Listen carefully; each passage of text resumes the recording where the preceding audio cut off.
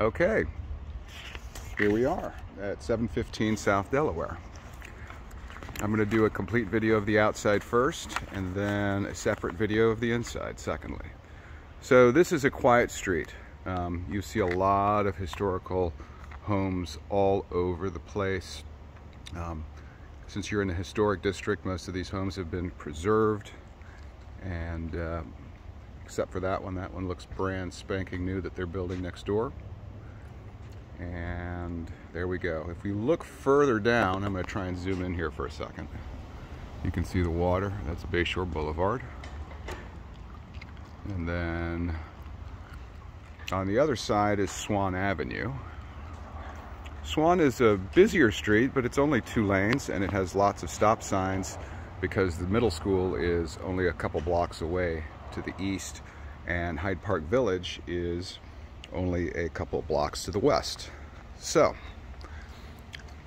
you have a nice little grand entrance with a front porch covered, as is typical with most of these bungalows.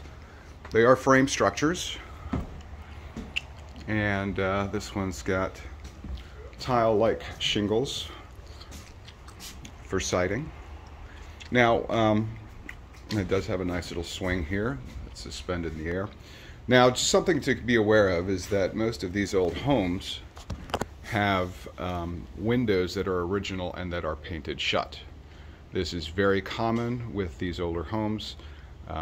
They were originally a pulley system, and they've been painted shut over the decades simply because they don't work. And it doesn't matter if it's a $500,000 home or a $3 million home. A lot of the times they're painted shut. So we're going to walk to the side here first. You've got a carport here that was original to the structure. One thing to also be aware of is wood rot is very common because of the rain that we get in Florida. I have an all-frame house, and wood rot is not uncommon. I do walk around my house several times a year to look for signs of it. You just got to maintain it, and or it's just going to get worse. You typically find them on eaves or other areas where water can penetrate, like you see here in the corner.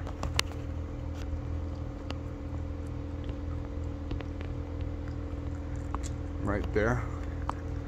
See a little bit of wood rot there. Needs to be addressed. And that's it. The other common thing is termites. Termites are very common in Florida. You either have them, you are going to get them, or you've had them already. We tent our house about every 9 years.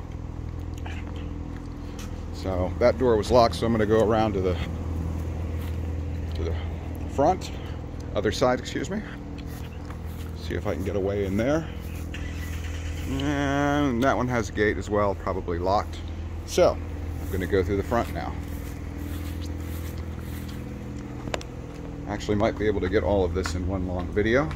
So we'll go from there. So here's the entryway. The grand foyer is also, looks like the formal living room.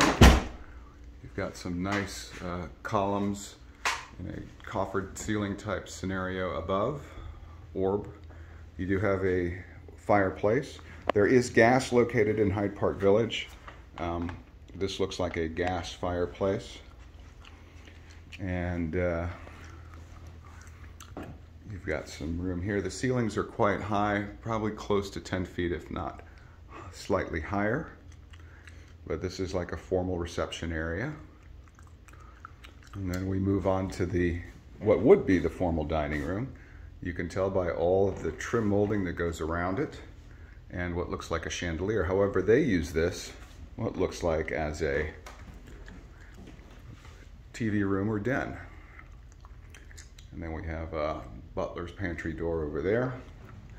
But let's go to this side first. So this would have originally been a sleeping porch when the house was first built. Sleeping porches were very common, and they have been enclosed over the decades and made into another room.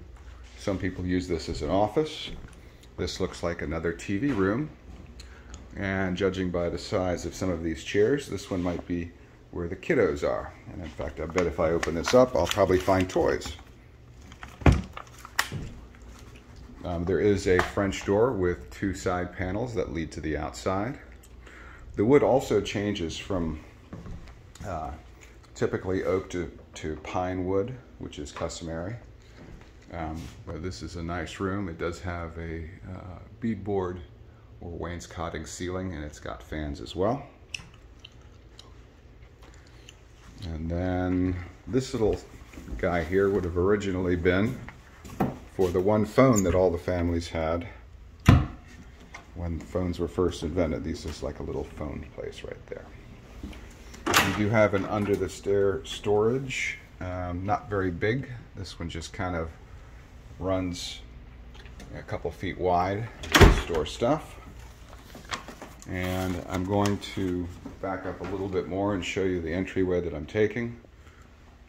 These are the stairs going upstairs, and then we are going to go towards the kitchen. The kitchen is newer. I would say it was probably updated maybe in the last 20 years. It's a thinner style granite, which means it probably would have been upgraded before 2006 when granite was thicker. Instead of 1/2 inch thick or 3/4 inch thick, it becomes 1.5 inches. So, but you do get a lot of light in this room as well. You do have a nice decorative backsplash, which is newer than the early 2000s. And you also have a gas range, regular oven, dishwasher. They keep the microwave here. And this is probably a pantry. Certainly is. It's a walk-in pantry. And then this little pass-through is a china cabinet. Very short ceiling. So if you're over 6 foot, you'll probably be ducking. And this leads into what would have been the dining room formerly, but now is the TV room. So we're going to back out, go back through here. It's really nice actually. And here's an example of the windows I was telling you about. They originally had a pulley system, but most of them are painted shut. As you can see here, this one looks like it is painted shut. There is no seal that is broken. And we'll continue on. This island does have cabinets on the other side of the stove for additional storage.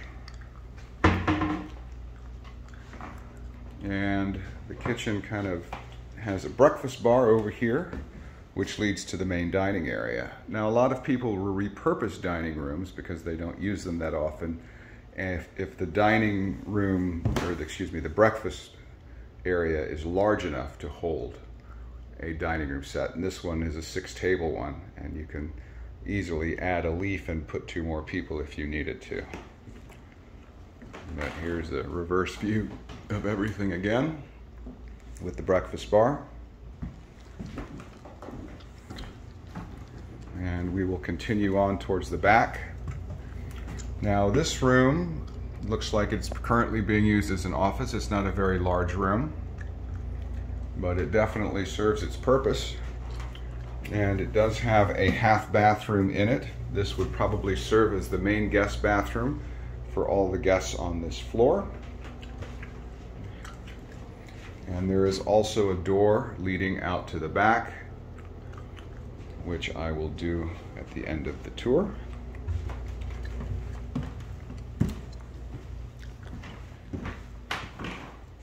And we'll go ahead and go upstairs now.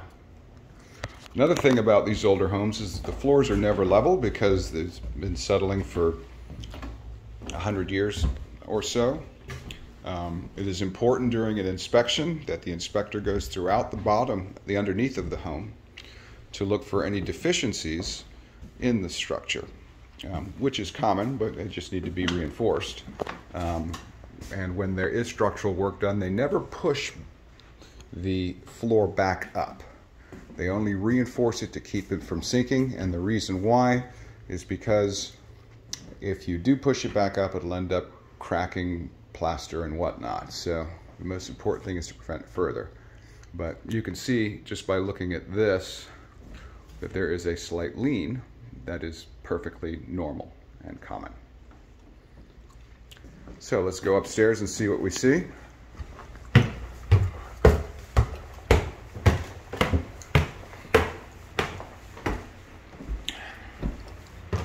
So here I am at the top of the stairs, at the landing. It looks like there's 4 doors. 1, 2, 3, and 4. Door number 4 leads to the master, so we're gonna go ahead and do that first. So the master looks like it consists of 2 separate rooms. This is the first one. And the second one probably would have been the upstairs sleeping porch. So this is room 2, which they put the master bed in. It's surrounded by windows. Again, these windows are original and painted shut. And we're going to move into what looks like the master bath. It's not very large. It has a toilet, a single pedestal sink, and a shower. All of this looks like it was done maybe 10 to 20 years ago, redone. Subway tile work that was done here. It looks rather nice. I have had, I could have turned off all the lights in this house and I think we still would have been able to see perfectly with the number of windows everywhere. So here's the walk-in closet. It has custom shelving.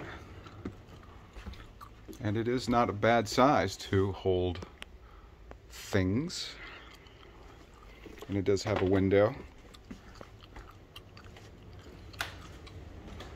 And then here we have the bedroom again. And let's head towards bedroom 2. Bedroom 2 is across the hall. Looks like we have a little one living here.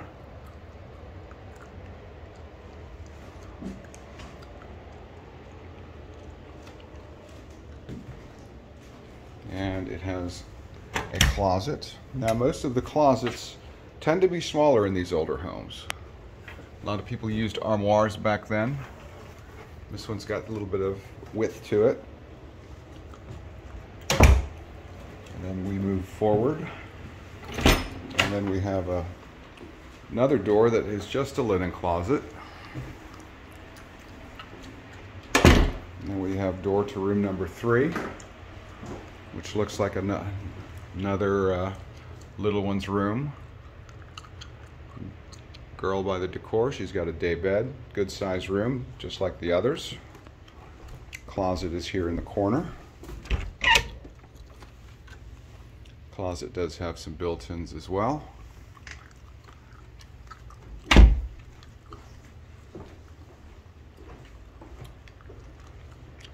It does show very nicely. Now there's a door leading from the little girl's room. That leads to another area. Looks like a separate room. And this room is not very large. It would make an awesome walk-in closet, but they use it as her little playroom, which is rather cute. It does have a closet. Couldn't practically be used as a bedroom because the only way to get through it is from another bedroom. But as a walk-in closet, or if you wanted to add another bathroom up here, it would definitely be perfect space for that. So now we're going to move into door number 4. Door number 4 is the main guest bathroom upstairs. So this bathroom services the other 2 bedrooms, the little girl's room and the little boy's room. It does have a tub and shower and single pedestal sink. Tile looks fairly old, possibly original, and but it doesn't look like anything's been updated in some time. There's also a little door here for linens, and then through here is the laundry room. Laundry room is spacious. Looks like they have an extra fridge, cabinets and countertops, washer and dryer. The dryer is electric, with plenty of windows there as well. So that's all the rooms for upstairs. Again, to recap, you have the master bedroom, bedroom 2, bedroom 3, and then you have room number 4. I'm not going to call it a bedroom, which is through there. You have the guest bath, and you have the laundry room. So let's see what's out back. We go down the steps.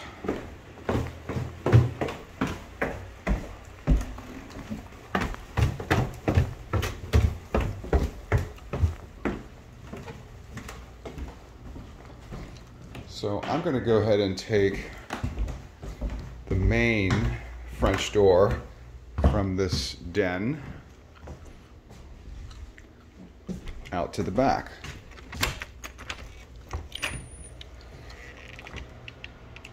So you walk out to a wooden deck, and they've got a trellis that has an outdoor porch area, and this is where they do their grilling.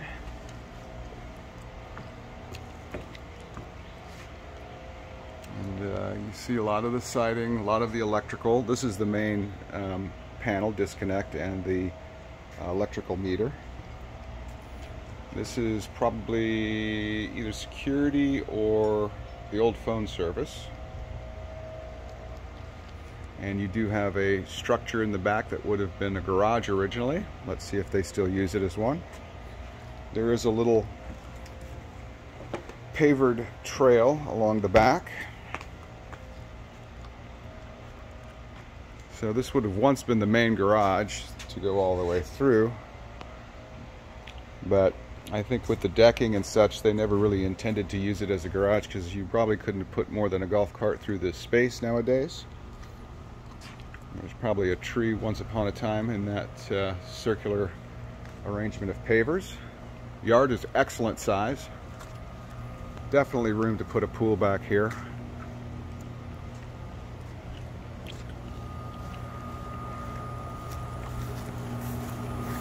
So let's see what we have here. So the first thing we have is the generator.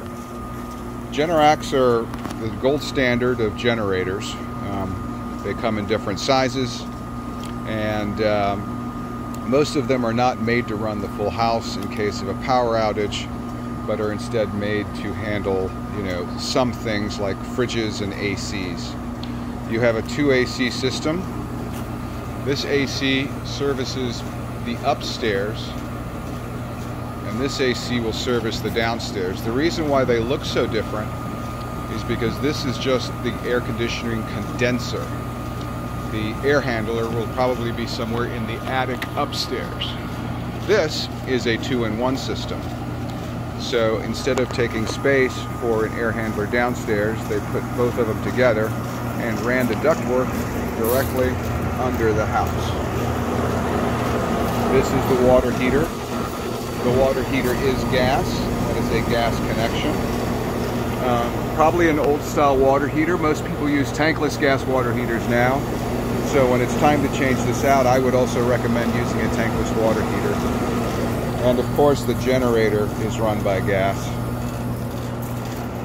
So let's take our little trail from here. Go out to the back. This is a separate electrical panel for this structure and what looks like their sprinkler system controls. So let's see what we have here. So we open the door. This room has tile made to look like wood, which is extremely durable. Looks like you have a full bathroom immediately to the right. The living area of this room is currently being used as an office, and looks like you got a Peloton machine and some other type of exercise machine.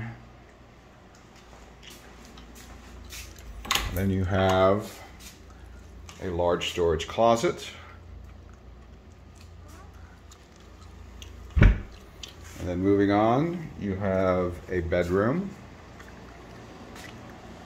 And I guess what they use as the living area inside the bedroom.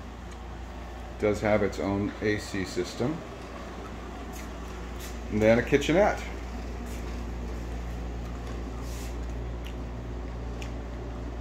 Kitchenette has lots of cabinets, nice sink, small fridge, microwave, and looks like a fancy toaster, and it has a second means to get out.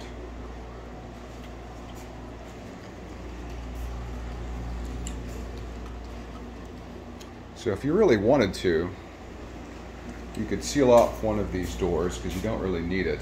If you wanted to make the kitchen bigger, you could seal off this door.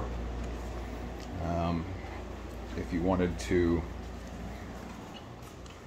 seal off this door, you could actually turn this into a bedroom because it has a closet and it has the bathroom right there. Instead of having a bedroom in the living area, you could have a larger living area and dining area. But in terms of guest houses, this is extremely large. Now, we did see some garage doors up front, but those are obviously faux. They don't go anywhere or do anything.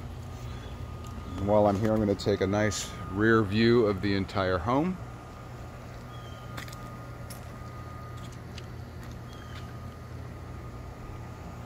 Now, also in Hyde Park, we have alleyways. So, a lot of times you'll see detached garage structures like this one that have entrances from the alleyway, just like this. This is the neighbor in the house behind you. The alleyways are used primarily for either that, and also the garbage guys use it to put up to collect the garbage and recycle.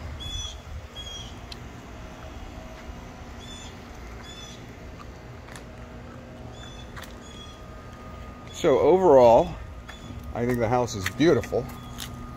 You have a lot of different living spaces. You have the formal living in the foyer. You have the dining room converted into a adult TV room. You have the sunroom converted into the kids' TV room. You have an entire separate living space if you have guests that want to visit, or if you have an unruly teenager or college student, you can throw them back here, him or her.